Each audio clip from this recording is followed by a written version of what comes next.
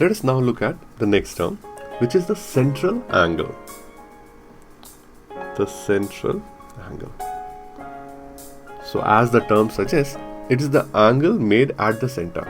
So let's take the center O, and the central angle is the angle which is between any two radii.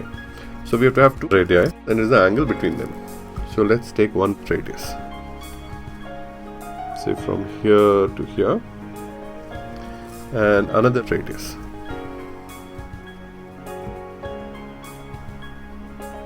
Say from here to here.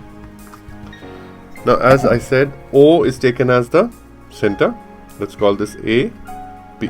So we have two radii, OA and OB. Now this angle in the middle, theta let's call it, is called the central angle. Now let's look at the next term, an arc. Now see, this part of a circle, any part of the circumference rather, any part of the circumference forms an arc.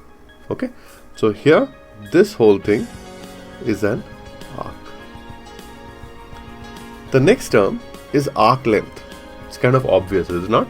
The length of this arc would be called arc length. Generally, it is represented as S.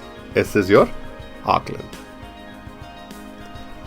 Now you have the shape here, right? From O, B along the arc to A and back to O. You have a particular shape which is like a slice of a cake, and this is called a sector.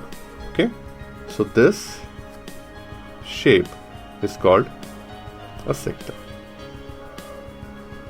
I'll just hatch it. So that's a sector. Now, if you want to find the perimeter of a sector, like any other figure, you just have to take the length of the boundary. So it will be R plus the arc length S. That will be the perimeter of the sector. The next term we're going to discuss is a chord. So what is a chord? A chord is simply a line which is joining any 2 points on the circumference. So let's say a line like this. Okay, A, B. This is a chord, and a chord is completely contained within the circle. Let's take another point, the center. It is kind of obvious that all chords are not going to go through the center, but some chords will go through the center. Let's make one such chord.